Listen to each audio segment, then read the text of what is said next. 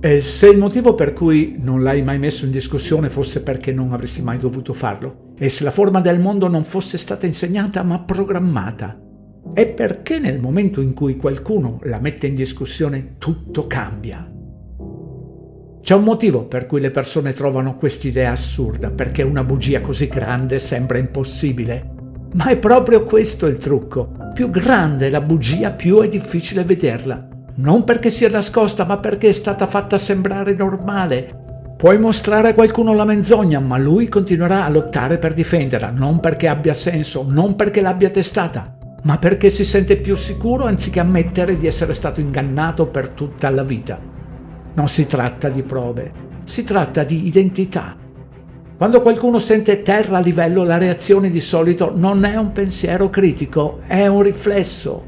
Scherno, rabbia, sarcasmo, rifiuto immediato. Non valutano, lo difendono. Ciò che stanno difendendo non è il globo, sono loro stessi. O più specificamente la versione di loro stessi che è stata costruita sul credo. Questo è l'incantesimo del globo, non è scienza, non è una dimostrazione. È un programma mentale installato attraverso la ripetizione, l'autorità e il condizionamento emotivo. Non si tratta di scoperta, si tratta di obbedienza, di consenso, di conformarsi ad una visione del mondo dove nessuno ha mai chiesto il permesso. La maggior parte delle persone non ha scelto il modello del globo. Gli è stato dato durante l'infanzia con cartoni animati, loghi, film e libri di testo, prima ancora che potessero pensare in modo critico, prima ancora di sapere come funziona il credo. Ecco perché quando lo metti in discussione non sfidi un'idea, ma minacci una struttura dell'identità, sicurezza sociale e attaccamento emotivo. E questa minaccia attiva i meccanismi di difesa.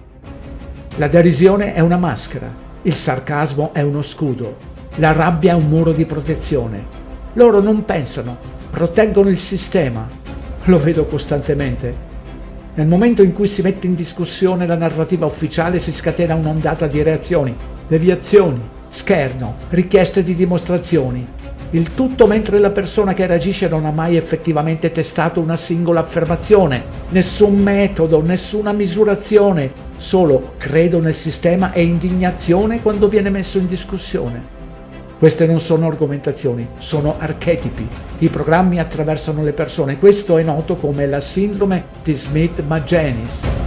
Nel momento in cui si parla di verità, viene attivato una specie di virus. Le persone che sembrano normali all'improvviso diventano ostili. Non perché tu sia pericoloso, ma perché c'è la verità. La terra a livello non è un credo. È ciò che rimane quando si rimuove il credo nel globo. Ed è questo che li spaventa. Non l'idea di una terra piana, ma il crollo di una struttura mentale che gli è stata insegnata che chiamano realtà. L'esilio sociale è vero. Molte persone non vogliono ammetterlo. Metterlo in discussione significa rischiare di essere emarginati, derisi, etichettati, scherniti. Questa paura è primordiale, innata. Quindi si difendono non perché hanno verificato il globo, ma perché temono di rimanere soli nel dubbio. Non devi credere a niente, devi solo osservare. Osservare il comportamento, osservare la resistenza psicologica, osservare la rabbia che la verità ispira. Questa non è la risposta della fiducia. Questa è la reazione di qualcuno sotto incantesimo. La vera verità non teme di essere messa in discussione, la vera scienza non punisce il dubbio, ma i sistemi di credo sì. Questo non è un invito alla persuasione, è un invito ad osservare, a notare cosa succede quando la visione del mondo di qualcuno viene minacciata. Si riconoscono gli schemi di difesa per quello che sono: ego, paura, programmazione.